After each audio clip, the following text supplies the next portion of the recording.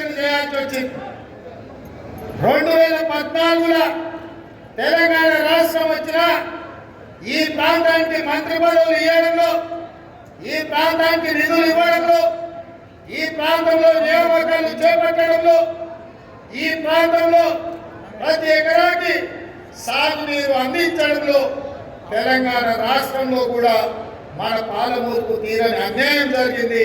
చంద్రశేఖర్ గారు నిర్లక్ష్యం వహించారు.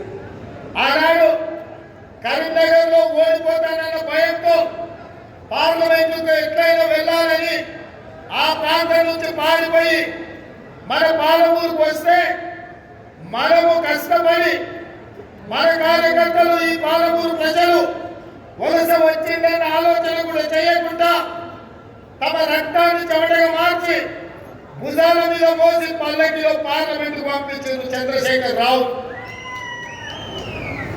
ఆ మద్దతు తెలంగాణ రాష్ట్రం కాంగ్రెస్ పార్టీ ఇస్తే పార్లమెంట్ లో నేనే సాధించుకున్నా అని చెప్పింది. మనకేం అభ్యంతరం లేదు. కానీ ఈ ప్రాంతం నుంచి ఎంపీగా ప్రజలు గెలిపిస్తే తెలంగాణ వచ్చిన తర్వాత ఈ ప్రాంతానికి ఎందుకు అన్యాయం చేసిందో ఇవాళ చంద్రశేఖరరావు తెలంగాణ సమాజానికి సమాధానం చెప్పాలి.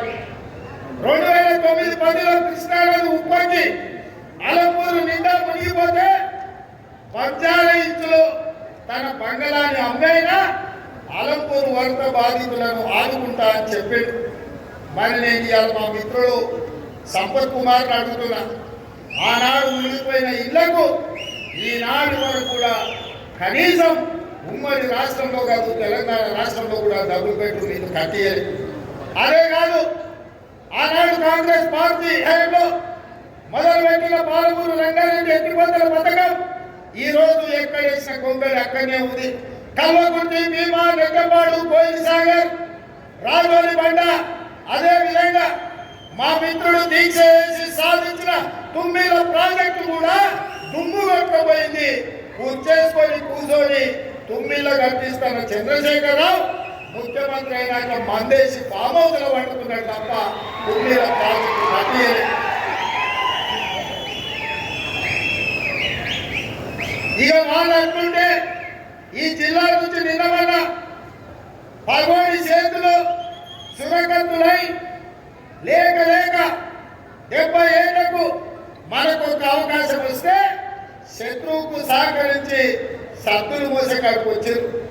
దొంగలకు సత్తి గుడ్డలు మోసే నాయకులు కొంతమంది మన జిల్లాకు అన్యాయం చేయడానికి తయారయ్యారు.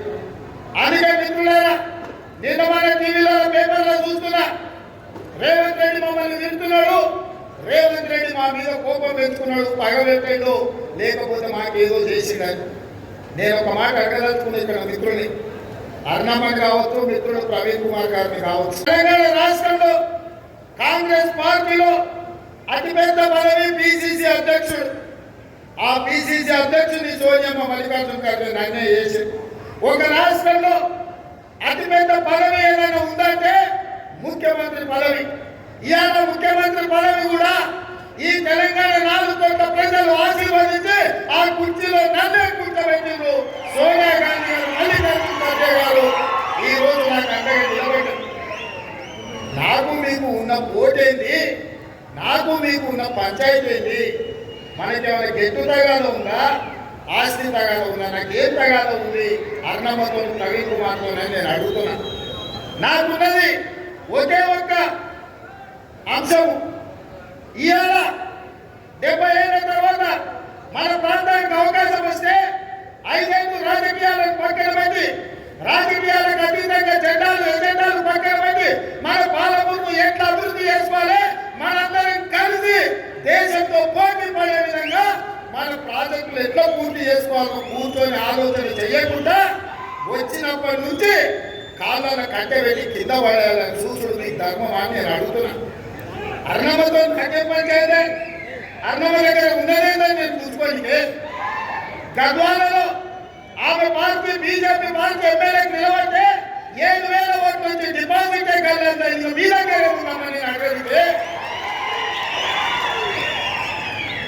అదేవిధంగా మిత్రుడు ప్రవీణ్ కుమార్ IPS ఆఫీసర్, ఏ రోజు కూడా ఆయనను గౌరవించినాం. ఆయన ఉద్యోగం రాజీనామా చేసినప్పుడు, ఆయన ఉద్యోగంలో ఉండి చంద్రశేఖరరావు ఆయన ఇబ్బంది పెట్టినప్పుడు మేమందరం ప్రవీణ్ కుమార్ గారికి అండగా నిలబడ్డాం. ఆయన ఉద్యోగ రాజీనామా చేసినప్పుడు మేము కూడా బాధపడ్డాం. ప్రవీణ్ ప్రజా జీవితంలో ఉండాలి, దొరలకు వ్యతిరేకంగా కొట్లాడాలి అని మేమందరం ఆయనను ఆహ్వానించినాం. మరి నేను ఇవాళ అడుగుతున్న మిత్రుడు ప్రవీణ్ కుమార్ గారిని, ఆయన డీజీపీ అయ్యే అవకాశం ఉన్న మీరు ఐపీఎస్ అధికారిగా రాజీనామా చేసి ఈ దొరల పెత్తనాన్ని సహించేదే లేదు, ఈ దొరలకు వ్యతిరేకంగా గడిలను బద్దలు కొట్ట గడిలను కూలుస్తా అని ఆనాడు మీరే కదా ప్రవీణ్ కుమార్ గారు మాట్లాడింది, మీరే కదా ప్రజలకు చెప్పింది. ప్రభుత్వ అధికారిగా నన్ను పని చేయనిస్తలేడు చంద్రశేఖరరావు, అందుకే ఈ ప్రభుత్వ ఉద్యోగానికి రాజీనామా చేసిన ప్రజా జీవితంలోకి వస్తున్న ప్రజల తరఫున కొట్లాడతా చంద్రశేఖరరావు గద్దె దించుతా అని చెప్పినావు కదా. మరి 6 నెలలనే ఏం మారింది, ఏమి మీరు చంద్రశేఖరరావు గారిని చూసి నమ్మిందని నేను అడుగుతున్నా. నిజంగానే మీరు చంద్రశేఖరరావుకు వ్యతిరేకంగా కొట్లాడాలంటే మీ ఉన్న బిఎస్పీ పర్వాలేదు, లేకపోతే కాంగ్రెస్ లోకి వచ్చైనా చంద్రశేఖరరావుతో కొట్లాడడానికి అవకాశం ఉండే.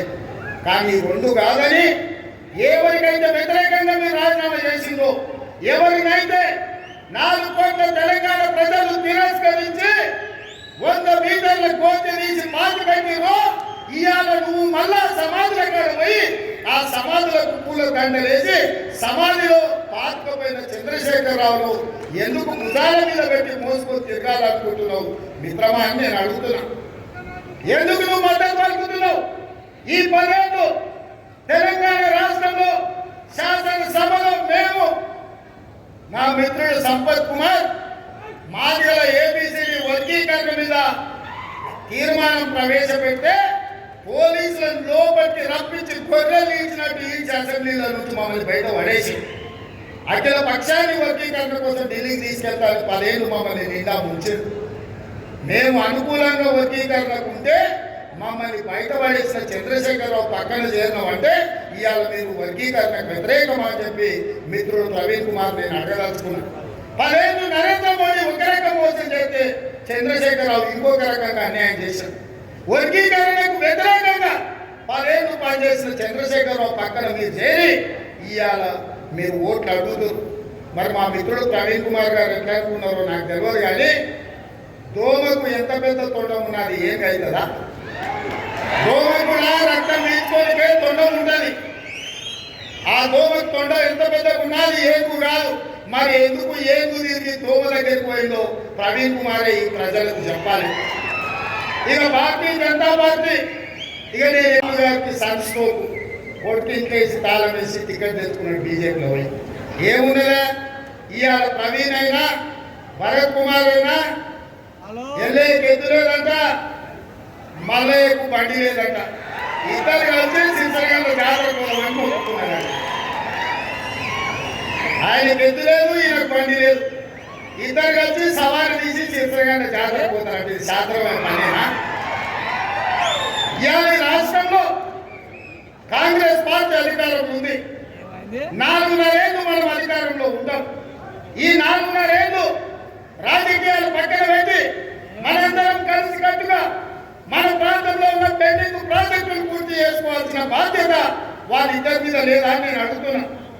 చదువుకున్న మేధావి ప్రవీణ్ కుమార్ గారు ఈ మాత్రం ఆలోచన వారికి రాదా? ఇవాళ చంద్రశేఖరరావు ప్రజలు తిరస్కరించిన చంద్రశేఖరరావు పక్కన మీరు కూర్చుంటే తెలంగాణ సమాజం ముందు మీరు తోసిగా నిలబడరా? మాదిగ జాతికి ద్రోహం చేసిన చంద్రశేఖరరావు నువ్వు భుజాల మీద వస్తే రేపు వర్గీకరణకు అన్యాయం జరగదా? మాదిగల వర్గీకరణ ఎట్లా జరుగుతుంది? నేను మిత్రుడు ప్రవీణ్ కుమార్ గారిని నేను అడగదలుచుకున్నా. నాకు కోపం లేదు ప్రవీణ్ గారి మీద, బాధ ఉన్నది. ఈ తెలంగాణ రాష్ట్రానికి డీజీపీ అయ్యేటోడు ఆయన అదే ఐపీఎస్ అధికారిగా ఉంటే ఇదే కాంగ్రెస్ ప్రభుత్వం తెలంగాణ రాష్ట్రానికి డీజీపీ చేసే ప్రవీణ్ కుమార్ గారిని ఈరోజు ముఖ్యమంత్రితో సమాన హోదా ఉండే డీజీపీ చేసింది కాంగ్రెస్ పార్టీ. ఇదే కాదు, తెలంగాణ రాష్ట్రం వచ్చిన తర్వాత మన ప్రభుత్వం ఏర్పడిన తర్వాత తెలంగాణ పబ్లిక్ సర్వీస్ కమిషన్ లో 30 లక్షల నిరుద్యోగులు నమోదు చేసుకున్నారు. 2 లక్షల ప్రభుత్వ ఉద్యోగాలు ఖాళీలు ఉన్నాయి. భర్తీ చేయడానికి లక్షలాది మంది నిరుద్యోగ యువకుల కళ్ళల్లో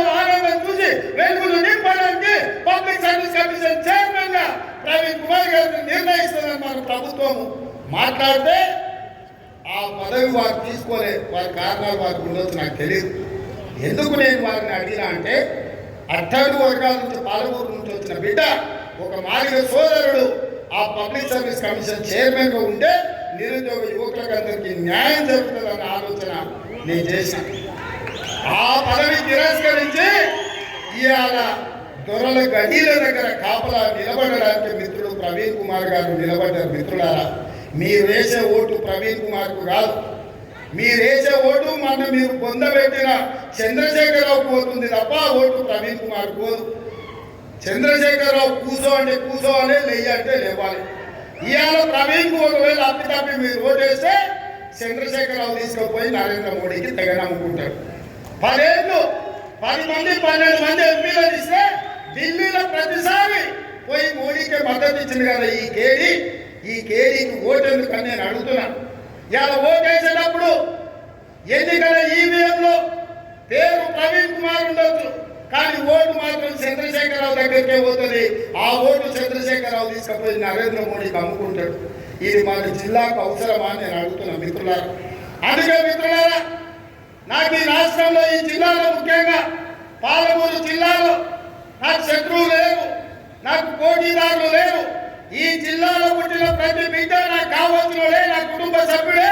నా జీవిత లక్ష్యం ఈ జిల్లాను అభివృద్ధి చేయడం. దేవుడు నాగమలలో వ్యవసాయ కుటుంబంలో పుట్టిన నన్ను, ప్రభుత్వ పాఠశాలలో చదువుకున్న నన్ను ఈ తెలంగాణ రాష్ట్రానికి 2వ ముఖ్యమంత్రిగా చేసింది. నాకు వయసు ఉంది, ఓపిక ఉంది, పాలమూరు సమస్యల పట్ల అవగాహన ఉన్నది. అందుకే మిత్రులారా, ఇవాళ నా జిల్లా ప్రజల్ని నేను కోరుకుంటున్నా, మీరు ఆలోచన చేయండి. మీరు ఆశీర్వదిస్తే ఇంతవాటైనా 4 నెలల్లోనే 100 రోజుల్లోనే ఇచ్చిన 6 గ్యారెంటీలు 5 గ్యారెంటీలను అమలు చేసి ముందుకు వేగంగా ఎత్తుంటే ఇవాళ కుట్ర చేసి ఆ గ్యారెంటీలను ఆపడానికి అన్ని రకాల ప్రయత్నం చేస్తారు. ఆర్టీసీలో ఆడబిడ్డలకు ఉచిత ప్రయాణం ఇచ్చినాం, రాజీవ్ ఆరోగ్యశ్రీలో 10 లక్షల రూపాయలు ఇచ్చినాం. ప్రతి ఆడబిడ్డకు 500 రూపాయలుగా ఇవాళ ఇంటింటికి సిలిండర్ అందిస్తున్నాం. 40 లక్షల కుటుంబాలకు ఇప్పటికీ సిలిండర్లు ఇచ్చినాం. అదే కాకుండా పేదవాడికి ప్రతి ఇంటికి 200 యూనిట్లు ఉచితంగా జీరో బిల్లు కరెంటు ఛార్జీలు ఇవాళ జీరో బిల్లుతో చేస్తున్నాం.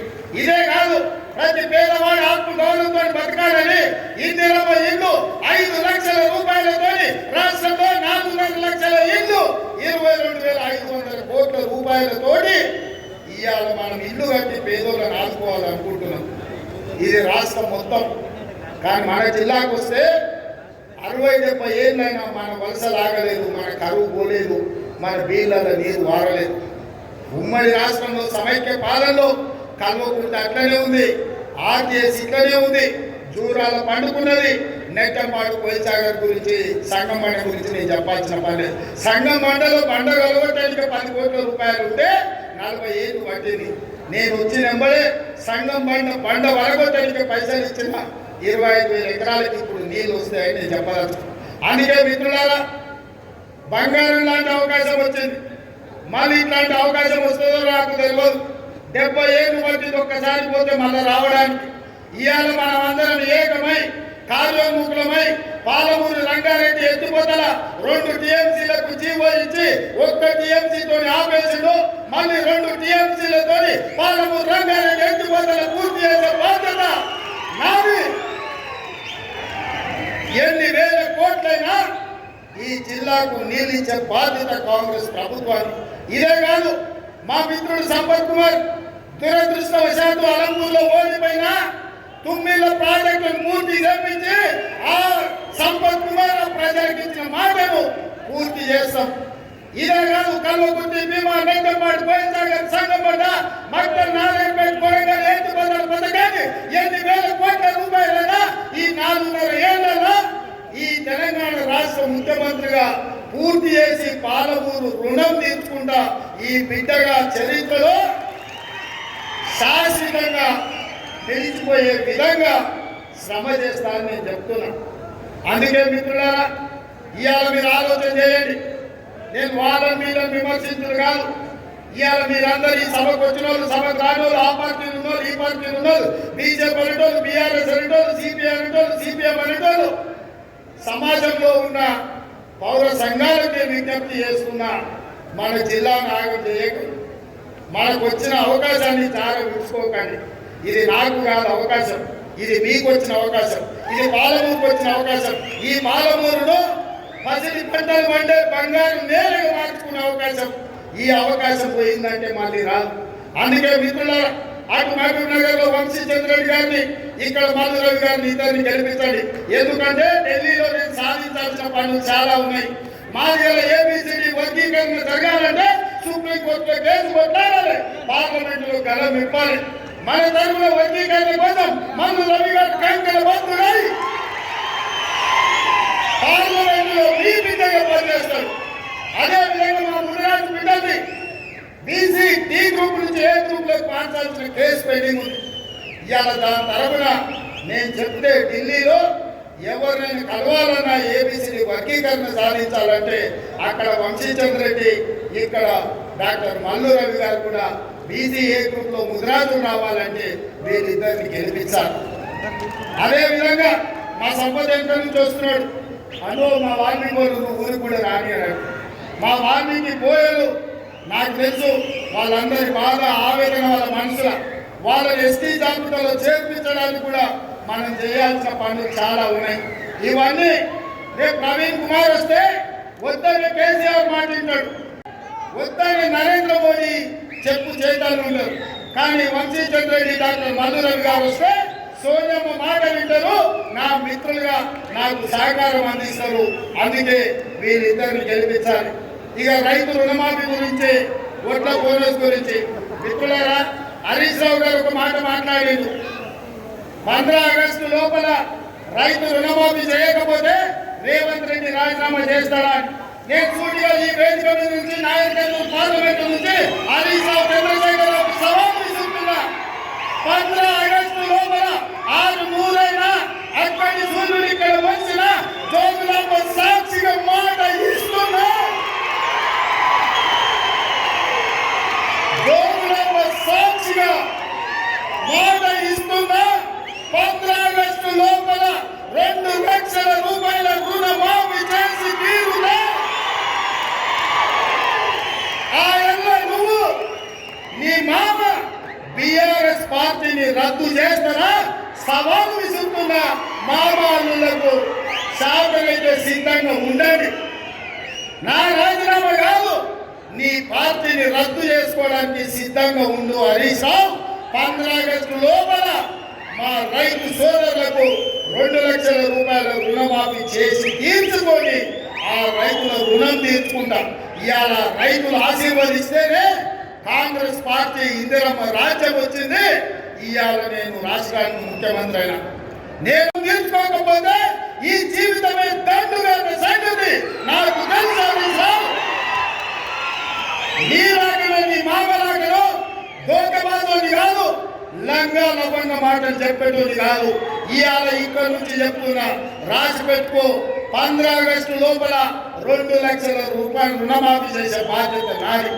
ఇదే కాదు, రాబోయే పంట వరి, గతంలో ఒడ్లు కొనను ఒరేసుకుంటే ఊరేసుకున్నట్టు అన్నాడు కేసీఆర్.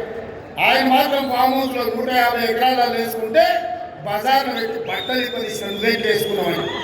అందుకే ఈరోజు తెలంగాణ రాష్ట్రంలో వడ్లకు, రాబోయే పంటకు 500 రూపాయల బోనస్ ఇచ్చి ప్రతి రైతు చివరి గింజ వరకు కొనుగోలు చేసే బాధ్యత కాంగ్రెస్ పార్టీ తీసుకుంటుంది. ఈ 2 సవాళ్లను స్వీకరించండి అని చెప్పి హరీష్ రావుకు సూటిగా సవాల్ విసురుతున్నా.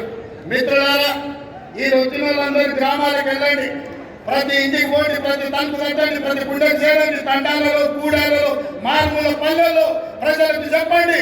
5 గ్యారెంటీలను అమలు చేయడమే కాదు, 2 లక్షల రుణమాఫీ చేస్తాడు. పాలమూరుని చక్కదించుకుందాం, పసిడి పంటలతోని, పరిశ్రమలతోని పాలమూరుని అభివృద్ధి చేసుకుందాం. రాజకీయ పార్టీ కార్యకర్తలు నేను ఒకటే చెప్తున్నా, మీ నాయకుల మాటలు నమ్మకండి. మన జిల్లాకు అవకాశం వచ్చింది, ఇది పోతే మళ్ళీ రాదు. మన జిల్లాను అభివృద్ధి చేసుకుందాం. వాడి మాటలు వీడి మాటలు ఇంటే మంది మాటలు ఇది మారుమారు పోతారంట మళ్ళీ వచ్చే వరకు ఇలాగమైందని ఇవాళ ఎవరి మాటలు వినకండి. మన్ను పోసి అమ్మలు కాసుకునే పరిస్థితి వస్తుంది వాళ్ళ మాటలు నమ్మినామంటే. అందుకే మిత్రులారా, ఇదే వేదిక మీద నుంచి శాసనసభ ఎన్నికలలో డాక్టర్ రాజేష్ రెడ్డిని గెలిపించమన్న బ్రహ్మాండమైన మెజార్టీతోని రాజేష్ని గెలిపించారు.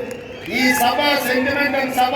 తప్పకుండా నాకు సంపూర్ణమైన నమ్మకం, విశ్వాసం ఉంది. డాక్టర్ మల్లు రవి గారిని 1,00,000 మెజార్టీతోని నాయకులను ఎంపీగా గెలిపించండి.